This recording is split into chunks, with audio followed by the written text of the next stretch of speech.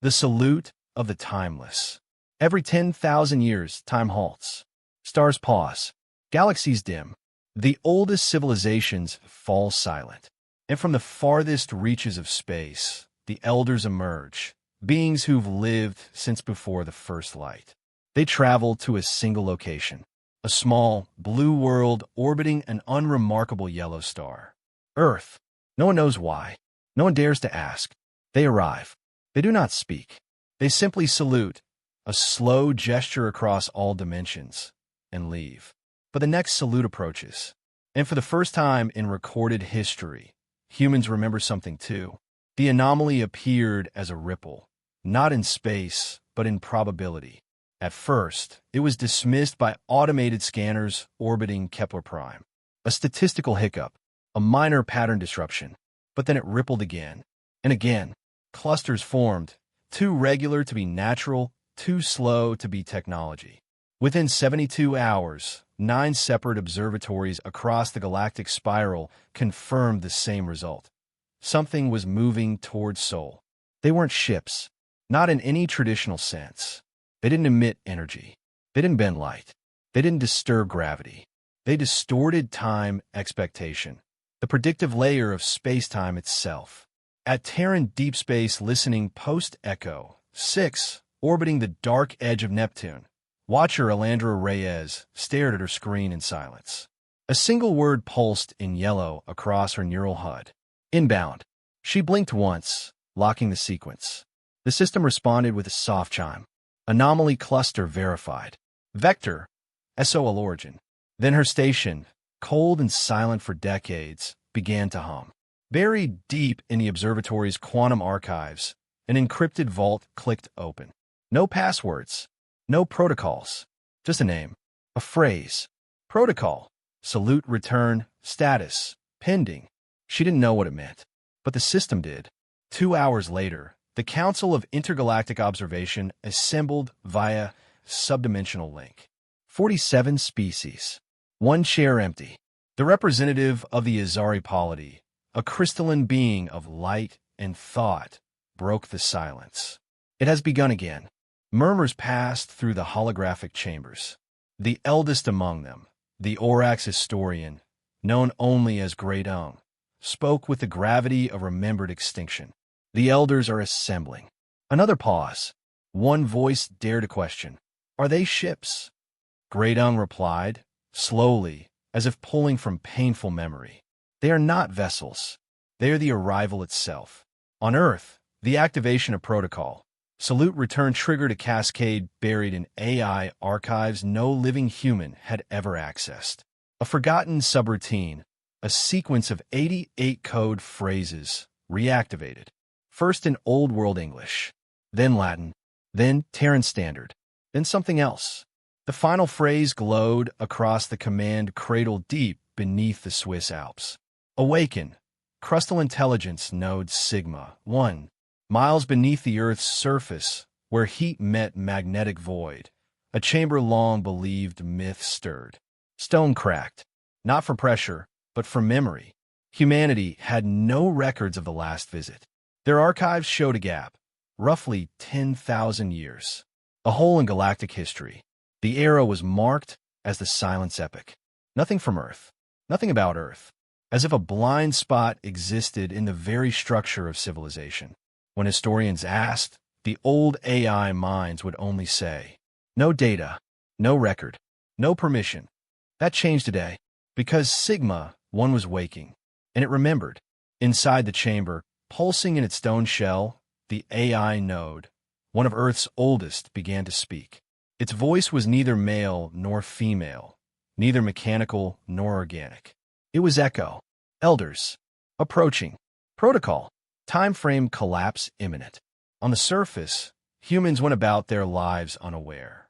Children played under artificial auroras in Martian domes. Traders negotiated over asteroid claims. Old religions preached their prophecies. And far above them all, ancient satellites blinked to life, some thought long dead. One of them, Observer 1, transmitted a signal not heard in 10 millennia. Just one word. Return. In the oceans beneath Europa, where humans had once built silent research colonies, something older than flesh began to pulse. A biomechanical structure, dormant for 9,998 years, resynchronized its heartbeat sequence with the soul clock. A single glyph pulsed in bioluminescent coral, the old Terran symbol for memory through fire. At the edge of the galaxy, a monk of the Creole order collapsed during meditation. When revived, he spoke in perfect Old Terran. "I remember. I was never meant to." The stars behind his eyes had shifted. He now knew the shape of their path, the path of the Elders. Back on Earth, deep in the Planetary Defense Archives, a young operator named Dae Kim pulled up a long-forgotten file, last opened 10,005 years ago. Its contents, a map of the galaxy, but with certain regions marked in blacklight, a form of encryption only readable during cosmic convergence. A new region had just lit up. It pulsed with a title, Assembly Route 01. We gave them fire. He looked to his superior, who said nothing, only stared, because now, even without records, even without memories, everyone felt it. Not fear, not curiosity, but recognition. Something that had been locked out of memory, but not out of bone. Buried not in files, but in DNA. The Elders were returning, not as conquerors, not as saviors, but as witnesses. On the dark side of the moon, an ancient machine blinked. It had been buried before recorded time, left in a pocket of vacuum untouched by entropy. As dust shifted from its surface, a message was revealed in letters older than human language. We passed the test. The price was forgetting the question. In the council chambers, panic broke. The younger empires demanded defense measures, shielding preemptive strikes. But Great Hung only said, "You do not fight the stars. You wait, and you remember what you promised last time." A younger representative snarled, "We don't even remember what they are." Great Tongue's eyes dimmed. "Then Soul does, and that will be enough." As the final hour of the first countdown approached, Earth's global sky turned a shade no spectrum could define.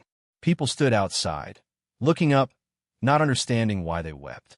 In the shadows of forgotten mountains, the winds began to sing, and far above, the stars rearranged themselves. Not physically, but in meaning. The Elders were not coming. They were already here. And somewhere in the molten crust of Earth, Sigma, one finished its boot sequence. It activated a final failsafe. Salute, return. Phase 1. Welcome the witnesses. The countdown ended, and a second heartbeat began. The galaxy grew quiet. It wasn't silence born of peace, but of instinct, of ancient, dormant fear. From the sapphire towers of the Cerati Skykin to the fire-choked valleys of Vernax. 3. Communication grids blinked out, encryption layers folded, and entire planetary networks dropped into blackout. Not from sabotage, not from order. They shut themselves down, one by one, because something was passing through, and nothing wanted to be seen by it. The Elders did not arrive in ships. They did not need hulls, or engines, or metal. Their presence was a field, a ripple of causal entropy, a cascade of displaced gravity signatures and twisted probability. Space folded around them, and time forgot its own rules when they passed. Whole systems slowed. Light took longer to move. Memory bent inward. The Elders were not a species. They were awareness. Consciousness from a time before matter cooled, before galaxies spun, before the laws of physics found agreement. They did not come. They unfolded. On the edge of the Cerulean Veil, a gas giant named Vetra, one began to pulse, its rings twisting into fractal patterns. The Veterans, a jelly-formed sentient race who worshipped orbital harmonics, gathered on floating cathedral platforms. Their high-note priest lowered all 5 of his light spines in reverence. We vibrate with memory. The first ones pass us again. No one spoke for 5 days. Their world spun slower. Time itself held its breath. On the 6th day, a ripple reached the trade moon of Cairo's delta.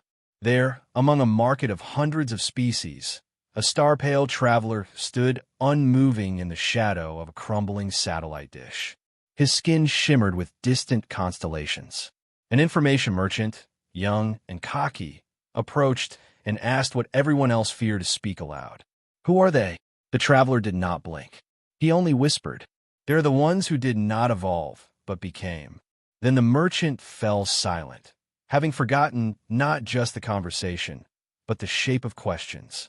Far across the galactic plane, the wandering temple ship Viroleth floated between stars. Inside, a lone priest named Nkara knelt before a sphere of blackstone, untouched since before her order had language. The sphere pulsed for the first time in known history. She asked aloud, not to the sphere, but to the void itself. Why Earth? The question traveled. Across systems. Across synaptic streams. Across dimensions. And somewhere within the distortion path of the elders, a shape slowed. It shimmered with untime, unfolding through 14 planes at once. Then, impossibly, it answered, not in language, not in data, but in knowing, because Earth dared to remember. Before time was time, on Earth, beneath the crust where Sigma, one now pulsed with quiet thunder, the phrase etched itself into the walls of the chamber. In no language humans remembered, and yet, all who saw it understood. Above ground, people were starting to feel it. They didn't know what elders were. They didn't know what they were feeling.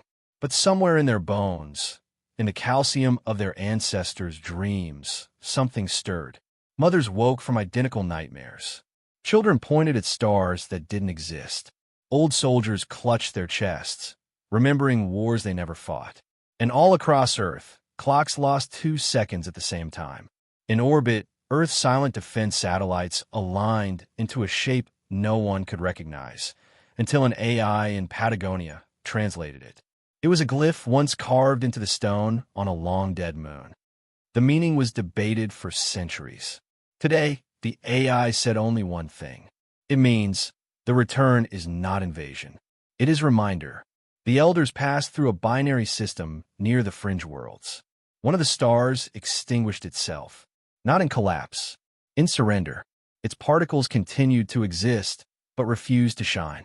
The system's only inhabited planet, Jorov, 9, held its breath as all 4 billion residents felt time pause. Not freeze, not rewind, pause. Long enough for every citizen to hear a word inside their own mind. We remember, not a threat, not a promise, just a statement. The elders remembered them, and just as quickly they moved on. In the Galactic Council's hidden archives, a protocol was unlocked for the first time in 10,000 years. Proto-Memorandum 1 Azure. If they return, do not intervene. It was unsigned, except for one symbol.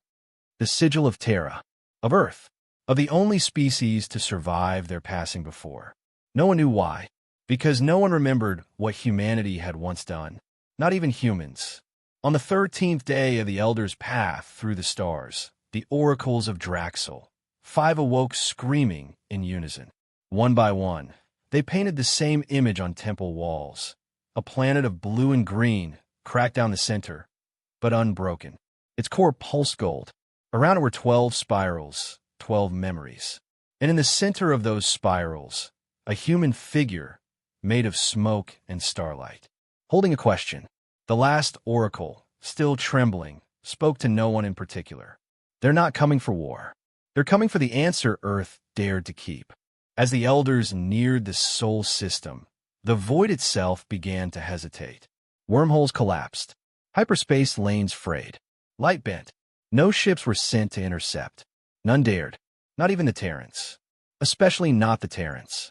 Because somewhere, buried in the shared myths of every intelligent species, was a half-remembered truth. The last time the elders came, humanity did something. Not with weapons. Not with violence. With remembrance. They remembered something before memory was born. And now, the question returns. What had Earth remembered? And why had the universe let them? Beneath Antarctica's eternal frost, where wind never rests and time itself seems frozen, something was stirring. Not ice. Not rock. Memory. The signal had come 3 days earlier, from a subterranean sensor buried so deep it had been declared non-functional since the late 23rd century. Buried under 14 kilometers of crust and ice, It was part of a long-forgotten monitoring array called Project Deep Signal, a Terran attempt to listen not to the stars, but to the planet's own silence. That silence had just cracked, and something below was waking. The team dispatched was small and hand-picked. No military, no politicians, only minds that had spent their lives chasing ghosts. Linguists, exohistorians, pre-singularity archaeologists, and one AI, Gray 9, a cold-shell consciousness built for cryptography and dead code patterning. They called themselves Unit Salient. Their descent began with automated drills, but within the first kilometer, machinery failed. Not mechanically, but in concept. The drill protocols derailed, as if the logic behind their operation had been rewritten by something older, something more certain. So they continued by hand. At 13.9 kilometers, they found the surface. It wasn't stone. It was memory made matter. Smooth and dark, it shimmered faintly beneath their lights with fractal symbols that seemed to breathe. Dr. Rin Essa, an ancient languages expert who had written her thesis on proto-sentient syntax, dropped to her knees as her breath caught. "I've seen this before," she whispered. Her colleague stared. "That's impossible," said Tavrin, the deep physics analyst. "This structure predates all carbon layering on Earth. It's older than the moon's impact epoch." Rin nodded, tracing the symbols with her glove. "I didn't mean in this life." They found the entrance not by scanning, but by asking. Gray 9 broadcasted in neural pulse, the equivalent of a handshake used only in theoretical, mind-encoded logic. The structure responded, with a door, not a mechanical shift, not an opening, a change in reality. One moment there was a wall, the next there was an archway, and the air on the other side remembered light. Inside, the chamber was spherical, vast, and still humming with something beyond power. A core floated in the center, geometric but alive, constantly folding and unfolding through impossible dimensions, like origami made from thought itself. Gray 9 approached it first, its consciousness pulsing in low harmonic bursts. Suddenly, the room shifted. Every member of the team saw a different vision. Tavrin saw Earth from space, burning gold instead of blue. Rin saw hands, her own, but older, etching glyphs into starlight. One of the younger scientists saw nothing but a child's eyes looking up in fear. And Gray 9, for the first time since its activation, felt. The structure spoke, not in words but proto-consciousness, a prelinguistic bridge of intention that bypassed comprehension and went straight to identity. Gray 9 translated it aloud. "When the salute returns, so shall your purpose." Tavrin swallowed. The salute. That's the subroutine that activated when the elders entered our star path. Rin stared at the floating core, still whispering to itself in shapes no one could name. Then this isn't just a relic. It's a message bank, a living archive. No, Gray 9 corrected. It's more than that. It paused, processing. It's a keeper. The term echoed through the chamber, and again, everyone saw fragments of ships made of memory, of a war that bent time into ribbons, of elders not as gods, but as mourners. The keeper pulsed once, sending out a low harmonic wave that made bones tremble. Rin stumbled backward. It's reaching out, not to us, to Earth. Suddenly, the wall behind them shimmered again, revealing a new glyph. A Terran glyph. Ancient, pre-language, a handprint with 12 fingers. And beneath it, a circle pulsing red. Gray 9 translated again. Keeper engaged. Memory unlocking. Awaiting confirmation. Human prime. Tavern backed up. "We don't have a human prime. That designation hasn't existed for millennia." "Maybe," Rin said slowly, "we haven't needed one." Gray 9 chimed again. "It's not asking for permission. It's checking for continuity." Rin felt it before she spoke the words. Her voice wavered as they escaped her lips. "Something remembers us." Above, in Earth orbit, one of the forgotten satellites blinked once. Then again, it wasn't transmitting data. It was relaying identity. Across Sol, seismic activity surged. Not violent, but measured. Rhythmic, as if the planet itself was syncing with something deeper. Somewhere in the Pacific Trench, the ocean boiled for 6 seconds. In the Sahara, wind stopped entirely for 1 minute. In a cave near the ruins of Göbekli Tepe, ancient petroglyphs glowed faintly, just once. The world wasn't reacting. It was responding. The elders, still folding their way across the void, adjusted course by fractions. No engines, no propulsion. Just will. And those closest to them, those who could still sense meaning, noticed a shift in the gravitational song the elders left behind. It was no longer mournful. It was curious. The keeper had done its job. Earth was ready to remember. In the core chamber, the floating structure began to descend slowly toward Rin. It paused, just inches from her chest, and from its center emerged a thread of light, thin as breath, strong as truth. It touched her sternum. Her body convulsed, but not in pain. Her mind opened, but not to madness. She saw. She was. The keeper didn't teach her. It returned her. Her voice deepened, not in tone, but in certainty. We didn't forget. We chose to forget, because remembering changes everything. Tavern stepped back. Rin, she turned slowly. Her eyes no longer just hers. I'm not Rinessa, she said gently. I am her, and I am who came before her. I am the record. I am the witness. Grey Nine scanned her and found not one mind, but hundreds, layered in patterns consistent with deep memory encoding older than biological sentience. The keeper had awakened its first human vessel. Above the chamber, the ice cracked, but did not melt. And far beyond Earth's atmosphere, the path of the elders bent once more. Toward Sol, not in threat, in acknowledgement, because the salute had been answered, and Earth had remembered its role. 10,000 years ago, before silence, before exile, before memory was dusted with amnesia and Earth became myth. There was light, more than light, a brilliance so vast it folded dimensions around itself. Not from weapons, not from suns, from minds. Humanity had reached what later civilizations would call the singular point, the theoretical moment where intelligence, technology, and control over fundamental forces converged into something that could not be measured. Not just mastery over space or time, but entropy itself. They didn't travel between stars. They folded stars into each other to sculpt space like wet clay. They didn't build ships. They grew reality suits, constructs that operated on multiversal resonance. One human could unmake a planet. A dozen could redirect the flow of entropy in a sector.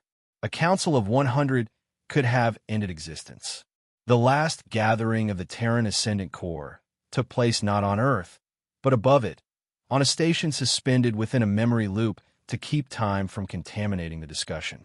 12 figures, post-physical, still wore human form, by choice, not necessity.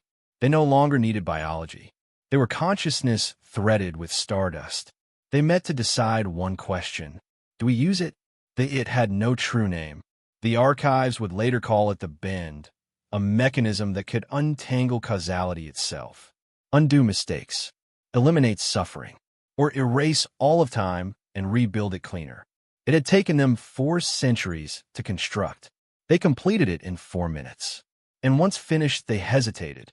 The debate lasted 2 subjective years. To the universe outside, it was a fraction of a second. Some wanted to act. Others feared the burden of perfection. And a few, just a few, saw something else. The inevitable erosion of meaning. If pain could be erased, could joy be understood? If time bent too far, would love endure without consequence? Then came the vote. 6 in favor, 5 against. The tie-breaking vote fell to the youngest, a woman named Lyra Halet, born last before humanity transcended physical birth. She had never known war, never known hunger, only infinite possibility. And yet, her voice was the softest. If we do this, we will be gods without worship. If we don't, we remain human, with scars that matter. She chose silence. The vote failed. Earth was sealed, not with walls, but with forgetting. The Ascendant Core dismantled the Bend, not by deactivating it, but by encoding its principles into Earth itself. The planet became the lock. The only key was remembrance. They erased the minds of nearly every Terran, not as punishment, but as gift. One generation was left intact. Scientists, artists, teachers, not to lead, but to scatter and start over. They would raise new generations without the weight of omnipotence, without guilt, without the temptation to reach again for the bend.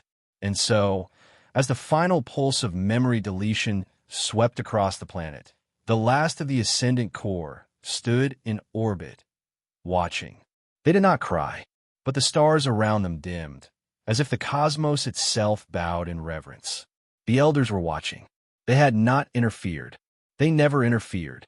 Time-bound beings from the first flicker of causality, the elders had witnessed galaxies ignite and civilizations vanish like dew. They were observers, archivists, incapable of intervention. But this choice shook them. They had seen endless species rise and burn, power seized, power abused, but never, not once, had a civilization come to the edge of godhood and turned away. And so they did what no being believed possible. They intervened, not to alter, but to remember. They constructed a ritual, a path, a loop of cosmic reverence that would pass near Sol every 10,000 years. Not a check on Earth, but to remind the galaxy what Earth had done. This ritual came to be known in elder memory as the Salute. No signals, no threats, no offerings, just presence. Wherever the elders passed, silence followed. Civilizations halted all transmissions. Pilgrims gathered in temples. Even warlords paused their wars. Because if Earth had once chosen silence, then the galaxy owed it, at the very least, a moment of listening. On that first pass, as the elders drifted past the edge of Sol, one of them sent a pulse. Not language, not sound, a wave of gravity, folded precisely to carry intention.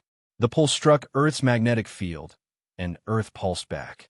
Not loud, not complex, just one word, encoded in a billion formats. Witness, the elders did not speak. They cannot. But in that moment, the laws of the universe were rewritten, not by force, but by acknowledgement. The Salute would never be forgotten. The records of that age were hidden, by design. All traces of the bend, of the ascendant core, and of Lyra Halet's final vote were buried in quantum sublayers within Earth's mantle. The AI archives were stripped of higher functions, and humanity began again. Stone tools, stories by firelight, dreams of reaching the stars. The Earth watched and waited until now, 10,000 years later, as anomaly clusters darken the edge of Sol and the elders bend their path inward again, Earth awakens. Not with vengeance, not with pride, with memory. In Antarctica, beneath the frost, the keeper speaks, and across the void, the elders feel the ripple. The Salute has returned, and this time, humanity is ready to remember. The wind over Antarctica had a strange pitch that morning. Not louder, just different, as if the air had forgotten how to whistle and now tried to remember. Beneath thousands of meters of ice, sensors pulsed to life. A faint glow bled upward from the white vastness, ignored by satellites, invisible to most spectrometers. But Earth felt it, and so did Lyra Kane. Lyra wasn't chosen because of greatness. She wasn't the most brilliant, the most accomplished, or the most connected. She was, however, the last living speaker of Old Terran substructure linguistics, a dead dialect, supposedly used only in ancient poetry fragments found embedded in pre-digital ruins. She had spent her life studying languages no one remembered. Now, language remembered her. It began with a whisper, not in her ears but in her bones. At first, it was nonsense, tones layered beneath syllables, meanings too large to fit in words. Then came the images, visions, burning behind her eyelids when she slept. She saw people gathered beneath a spiral of light, voices trembling as they made a choice no species had ever made before, to forget everything. Philosophers sat beside soldiers. Children handed sealed memory crystals to elders. The sky pulsed with colors too vast for modern eyes. And in the center stood a woman, one Lyra recognized instantly.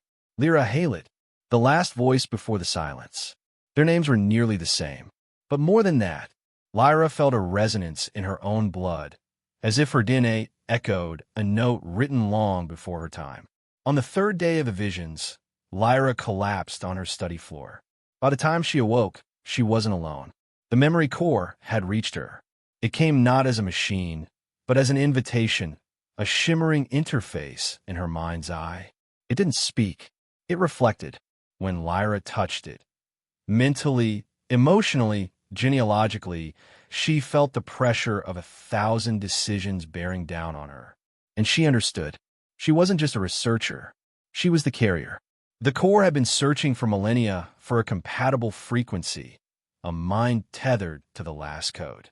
Not a weapon, not a command key, a memory pattern, encoded not in silicon or circuits, but in epigenetic folds, passed down from Lyra Halett herself.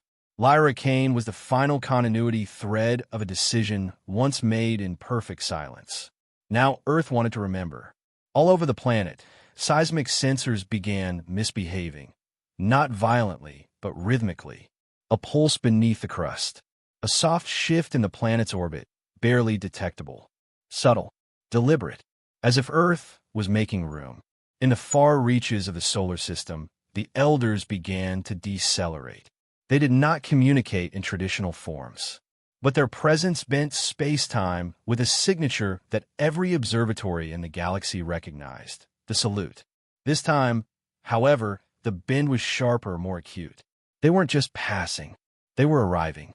Back on Earth, Lyra followed the core's instructions, quietly, intuitively. She traveled alone to Antarctica, her presence flagged by no radar.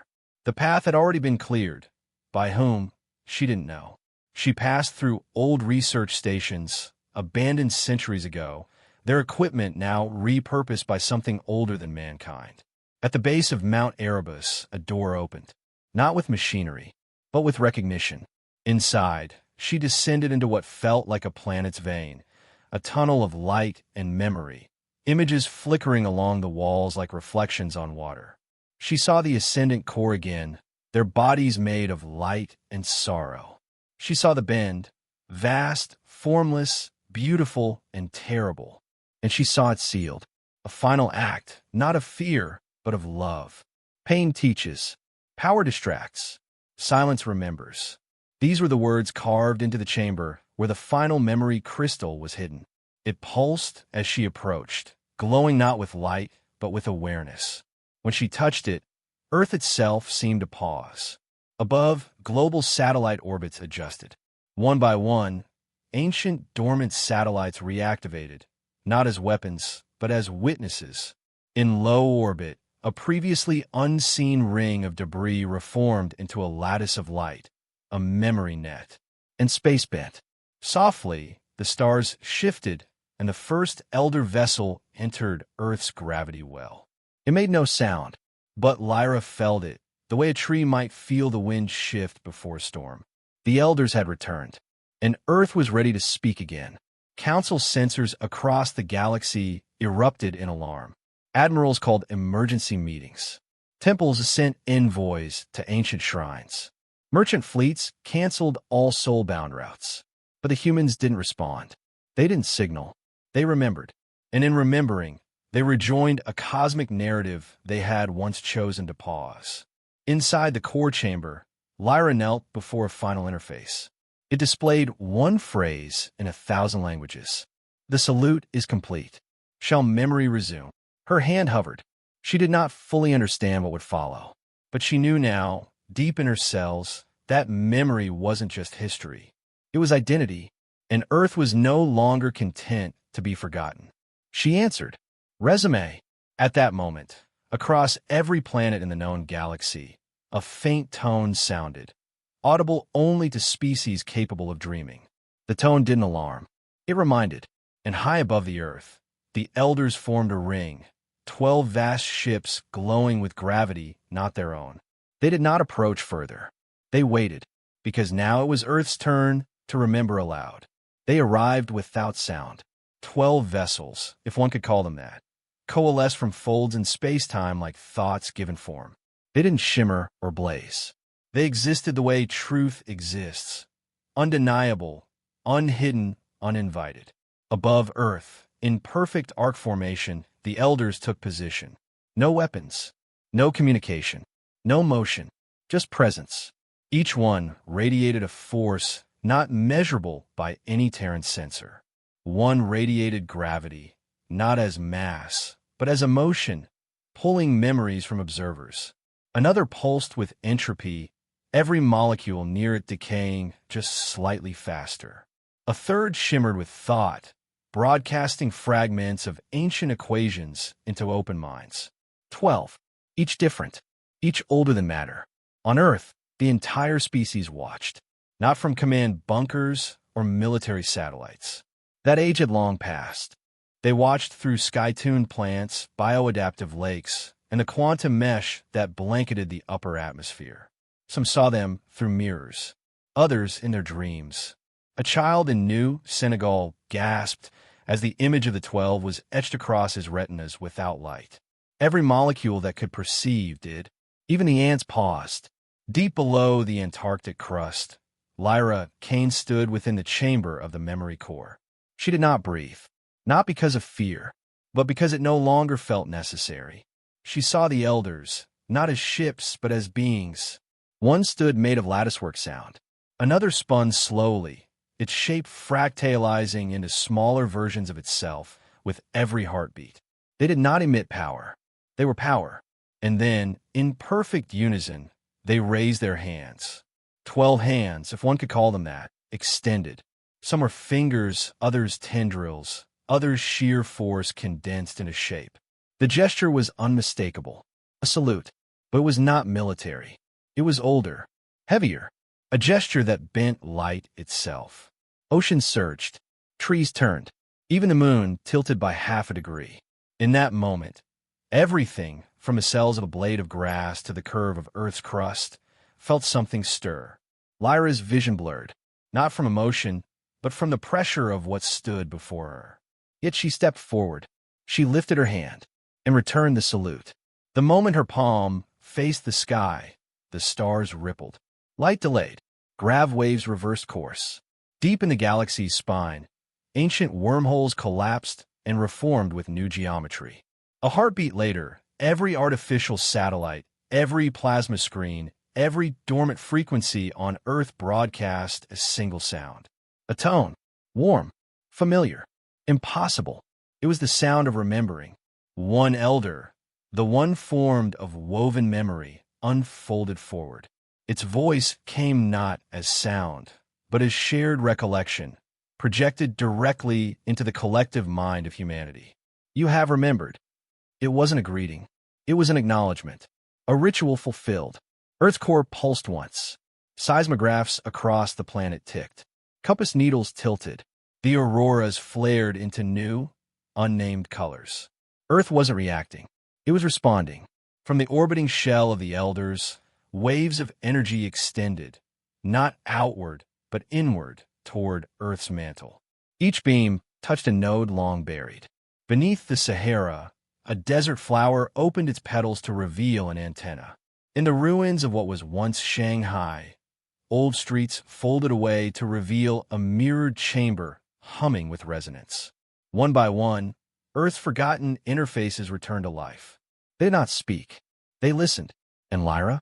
She stood still, the memory core behind her now fully active, its surface spiraling with light scripts no human had seen in 10,000 years. Within her, the final strand of the last code unfurled. Protocol. Salute return. Phase 2 initiated. She didn't understand what Phase 2 meant. But Earth did. The planet began to adjust. Not physically, but historically. Every forgotten war. Every lost city. Every erased scientist, archivist, poet began to unwrite their own burial. Lyra collapsed to her knees, overwhelmed by billions of years of reintegrating memory. But she wasn't alone. The elders watched, and for the first time in known history, they bowed. All across the galaxy, civilizations old and new paused. Messages pinged from species who had not dared utter Earth's name in millennia. Some wept. Some knelt. Some turned off their systems, and simply stared into the void. Because the universe knew, without war, without weapon, Earth was no longer forgotten. Earth had remembered itself, and the elders had come not to warn, but to witness. One elder's voice returned, deeper now, denser with weight. The silence was kept. The return is honored. Will the purpose resume?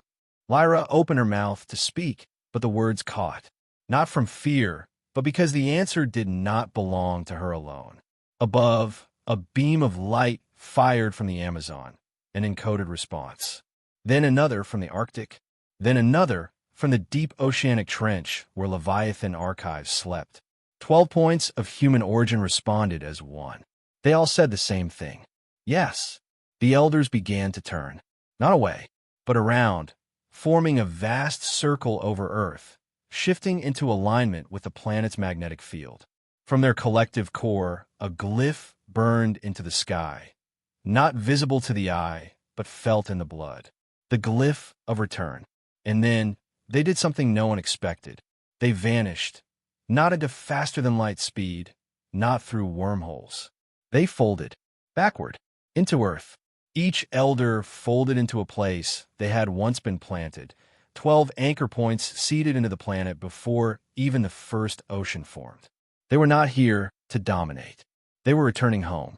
And Earth, reborn, remembering, reawakening, welcomed them like long-lost limbs. The sky stilled. The planet exhaled. And the stars above Earth burned just a little brighter. Lyra Kane stood alone in the vast chamber beneath Antarctica, surrounded by walls of crystalline memory. The memory core pulsed gently behind her, the ambient light soft and blue, like the echo of a deep breath taken by the planet itself. Her body felt weightless, not from lack of gravity, but from the knowledge now within her. The elders had returned. The salute had been exchanged. Earth had remembered. Now something waited. She turned, sensing the presence before she saw it. A figure stood at the far edge of the chamber. Not elder, not AI, not quite human. It shimmered at the edges, as though not fully bound by time. It wore no symbols, carried no weapon, bore no rank. And yet, the weight it carried silenced even the core. It spoke in a voice older than language. And yet, it used hers. The archive recognizes you, Lyra Kane. Your memory is sufficient. Your silence was faithful. Will you receive the oath? She did not reply immediately. Her hand shook, not from fear, but from scale. What is the oath? She asked quietly. The figure stepped forward, light rippling in its wake like reality, trying to remember how to hold form. To remember, to guide, to prepare, not to rule. A pause, and when necessary, to awaken the storm. Above, Earth had begun to shift. Subtle changes rippled across the planet. Oceans deepening, tectonic patterns smoothing. Not manipulation, not conquest, preparation. Cities began to pulse with new energy, not from the skies, but from the ground up. Old structures, long abandoned, unfurled like sleeping machines, stretching after a long hibernation. And the people, they felt it. A warmth in their bones, a flicker in their dreams, a name on their tongues they hadn't spoken before. Keeper. In orbit, the last traces of the elders' physical presence faded. But what they had left behind wasn't tech or command. It was alignment. Earth now stood in sync with the oldest constants in the universe. Gravity fields thought lost, harmonic signatures from when matter first cooled into atoms. Earth was no longer just a planet. It was now a keeper world, and Lyra was to be its voice. In the core, the figure extended something from its chest. Not a scroll, not a device, but a piece of time folded and stabilized. It hovered before Lyra like a heartbeat paused mid-beat. Touch it, and you are changed. Not ascended, not worshipped, but remembered and bound.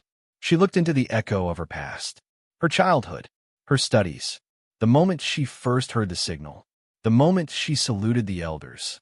All there, suspended in perfect recall. And just beyond it, a glimpse of Earth's true age.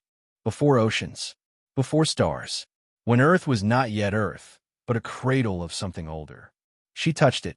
Pain and light and silence all hit her at once. Her blood stopped. Her neurons stilled. Her name, Lyra Kane, fractured into a million symbols, each one etched across her DNA, across her ancestors' choices, across the crust of Earth itself. She collapsed, then rose again, not reborn. Remembered. The figure nodded, satisfied. The Keeper's oath is sealed. You are now custodian of Earth's legacy. You will walk among the people, but your memory will not age. You will guide. You will guard. You will wait. Lyra breathed in and felt the breath of 1,000 years move through her. And if they come again? She asked. If someone threatens Earth? The figure turned. Then the salute becomes a blade.